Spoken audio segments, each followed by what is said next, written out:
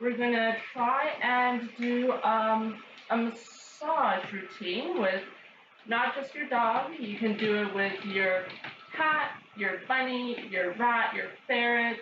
Um, any animal enjoys and benefits from massage. The very common question I often get asked is, what's the difference between just petting my dog and massaging my dog? So to me, the main difference is intention and attention. And when you put those together, you get intentional body work. And what I mean by that is before we start working with our dog, or bunny, or ferret, or cat, we want to set our intention. What is it that we want to achieve through this massage session? And then as we're applying our techniques, we're paying attention to see if we are moving towards that goal. So let's say if our intention is to calm our dog down and we're massaging our dog and the dog is just getting more excited and more excited, then obviously we're doing something not necessarily wrong, but we're just achieving the opposite goal. And we should alter course, adjust what we're doing, and see if that will make a difference. So of course, before we set our intention, we kind of need to know what are the potential benefits of massage? What are these intentions that we can actually set? So, of course, when we think of massage, the most common one is to release tension, pain relief, calming the body, calming the system. A few others could be improving the digestion. There's really many benefits to massage, and I would say one of the most important ones for you as a pet owner is to bond with your dog and get to know your dog's body, which will be of tremendous value as they age and as you work with your veterinarian and they ask you questions that all of a sudden you will have answers because you've been working and getting acquainted with your dog's body. So what we want to do is, first of all, relax ourselves.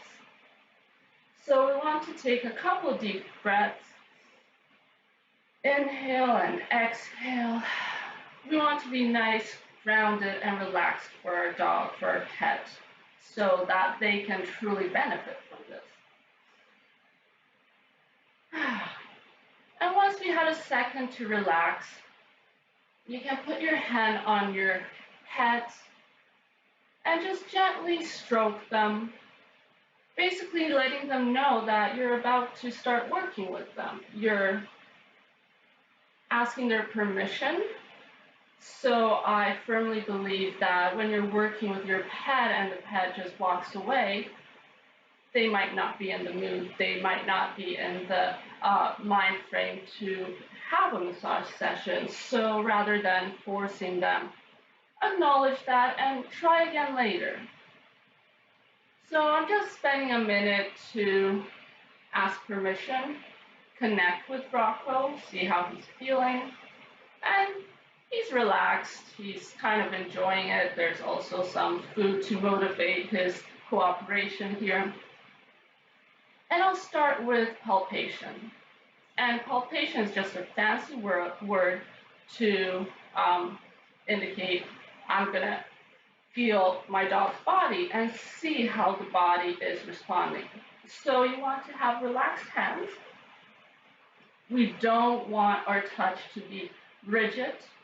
We don't want to be applying any pressure right now. So very light pressure, and starting from the head, we're going to move our hands throughout their body.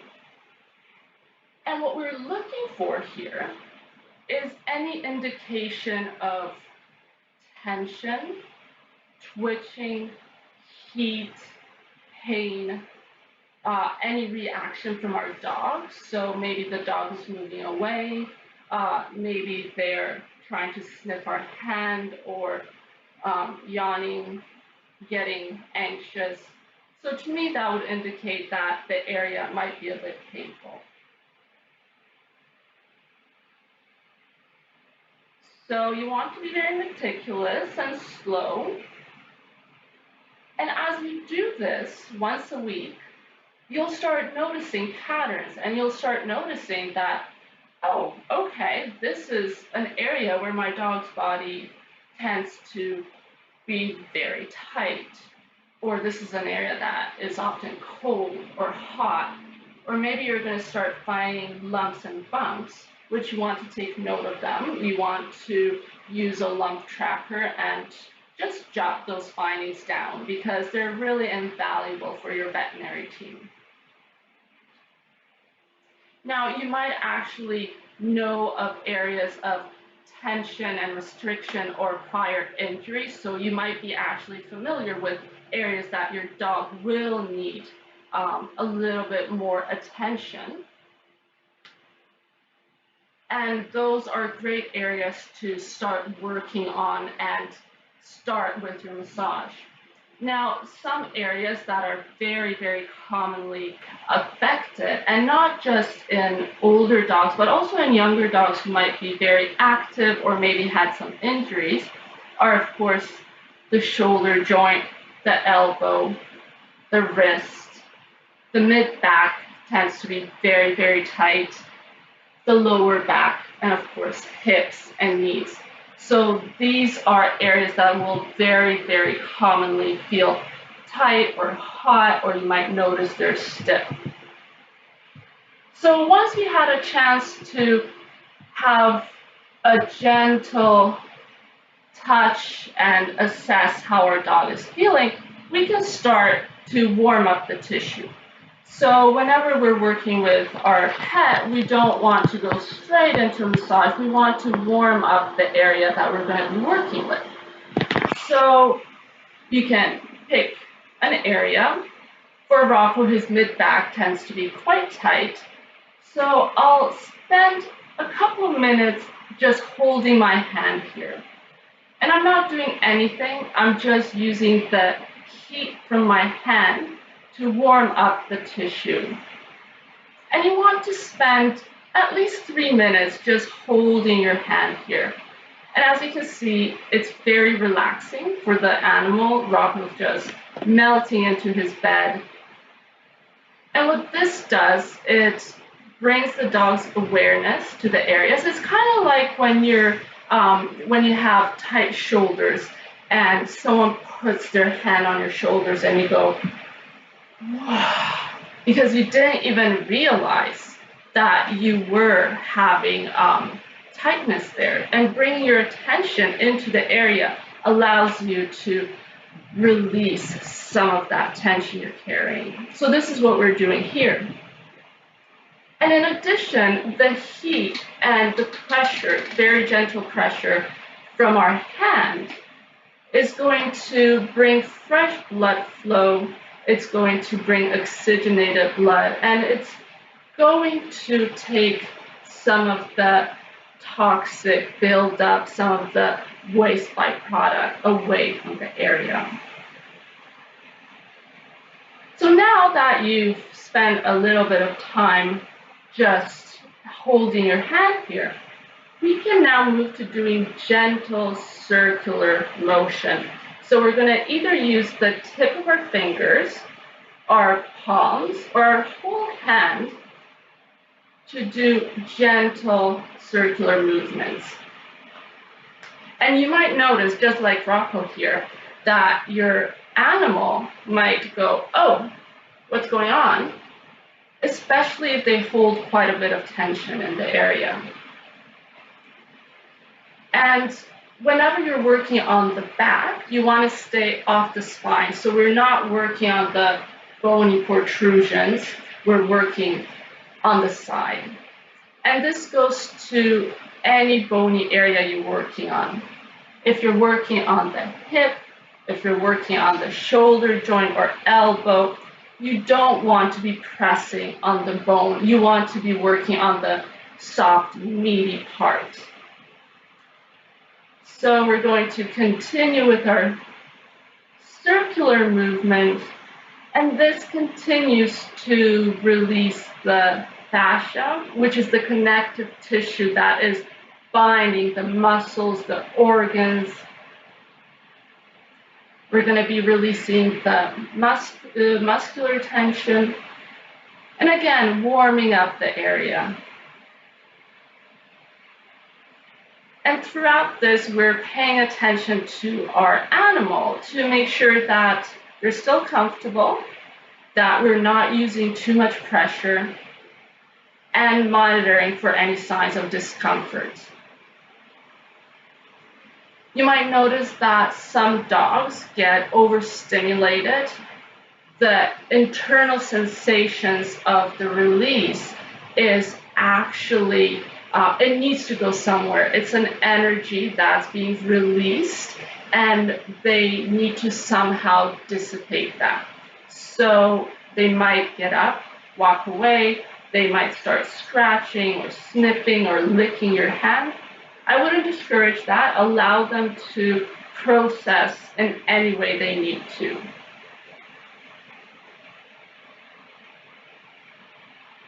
So let's say if you're working on the hip, we're doing the exact same thing. Gentle circular motion. Same thing if you're working on the knee. And again, same for the shoulder. So the area you've chosen is either because you know your dog had an injury there, or they're stiff, painful, or maybe through your palpation you realize that it's an area that needs a little bit of attention. So now I like to use a gentle stroke in between my techniques. So what this does, it tells my dog that I finished with one technique and I'm going to move on to another one. The reason to do that is we don't want the dog to startle or flinch or in any way surprise them, mostly because, of course, this kind of flinching or startling is just going to tighten up the muscles. So we're going to get the opposite effect here.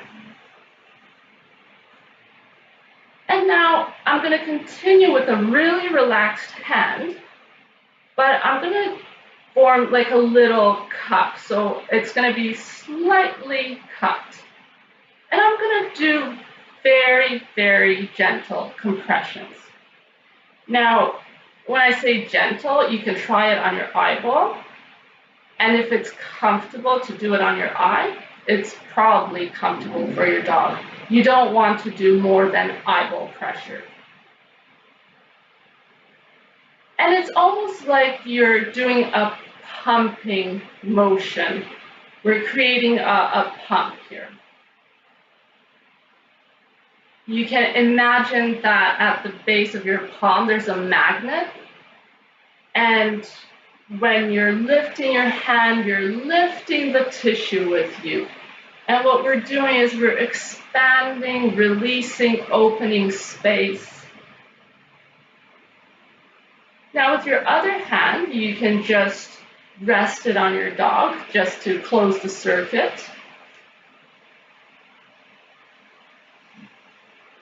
And I don't know if you could see, Rocco just gave out a big sigh. He's releasing. So that's a really good indicator that the intention we set, which is releasing muscular tension, is actually getting the results.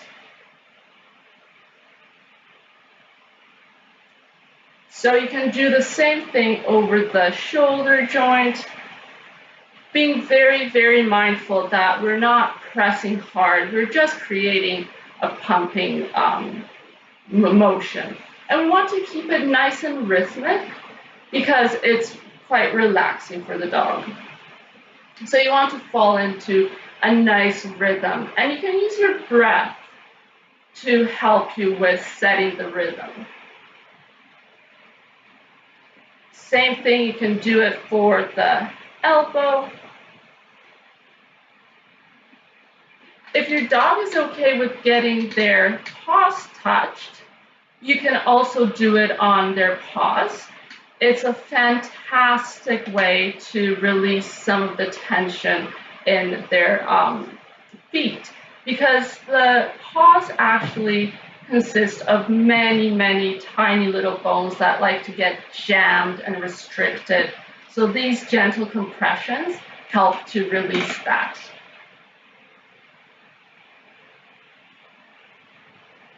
This is also a great way to work around the hip area.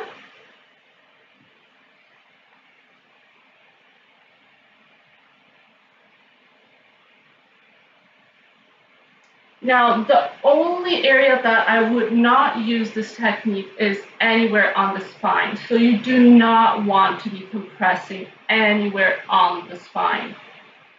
On the side, that's perfectly fine, but nowhere on the spine. Now that we're ready to move on to a different technique, again, I'm going to gently close this portion and let the dog know that we're going to try something different.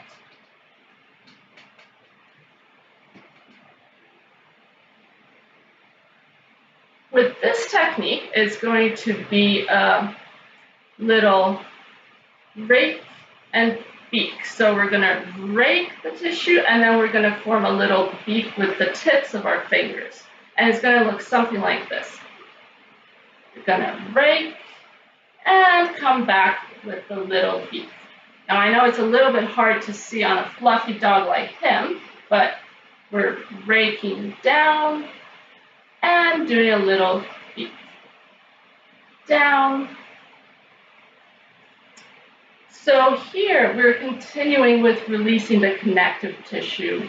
And I would say 80% of body work is really focused on the connective tissue, because when the tissue that binds the body is tight, that translates into mobility problems, restrictions all over.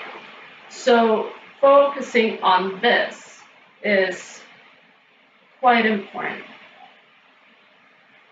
Again, this is a very relaxing technique. You might notice that as we're working with the connective tissue, some areas might be flinching or the dog might be a little bit uncomfortable. If you notice that, go back to just placing your hand to calm the area down. And then you can go back to our raking and beak movement. And this can be used anywhere on the dog's body.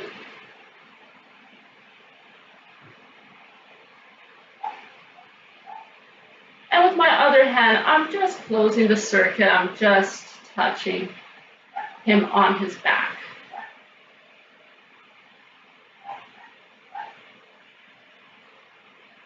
And for our last technique, I'm going to show you quickly how to work on some of the larger meaty muscles. So the triceps, the quads, the hamstrings. So when you think about like the nice big meaty muscles on our body.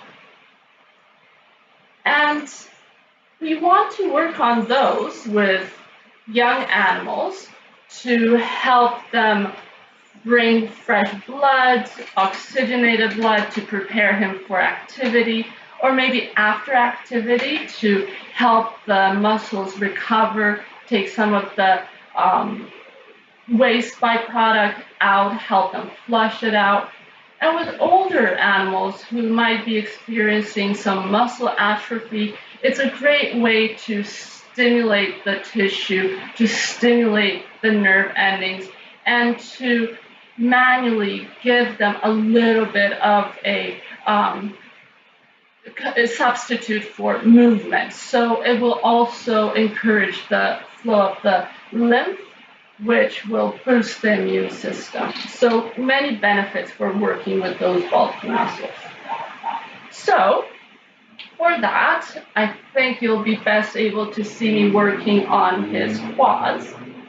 You want to form a C shape with your hand and gently feel the muscle and pretend it's a sponge. So what we're doing is like wringing out the sponge. We're doing a gentle compression and release. Compression and release. You can do the same thing on the hamstrings. Again, C shape and compression, release. Compression, release. Again, this is truly not a lot of pressure. If you touch your hand and you do this, if you're discoloring your skin, if the skin goes kind of pink and then red, you're probably using too much pressure. So we want to use very little pressure, but keeping it nice, rhythmic. And we can do the same thing for the triceps. This is, again, a technique for the larger, bulkier muscles. You don't want to do this over bone. It's not very comfortable for the dog. And now that we're ready to close the session, we're going to, again, do a similar technique as our palpation. But this time, our goal is to close the session, also help the dog integrate what we just did. And it's quite important to be very, very thorough, to build almost like a body map in the dog's head. Because dogs don't necessarily have a very good idea of where their body is and how it's connected. That's why often, large dogs will knock things off with their butt and they're not sure where their legs are versus where their front paws are. So being thorough helps the brain to map out their body. So I like to start with the head, going all the way down to the tail, and again down.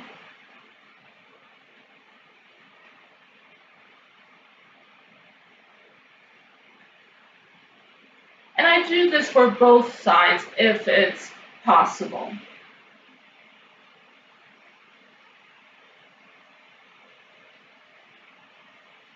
Make sure when you're doing this that you come right off the dog's body. And then at the end, I take a moment to connect with my animal again and just thank them for trusting me, for allowing me to work with them, for letting me into their space and letting me work with their body.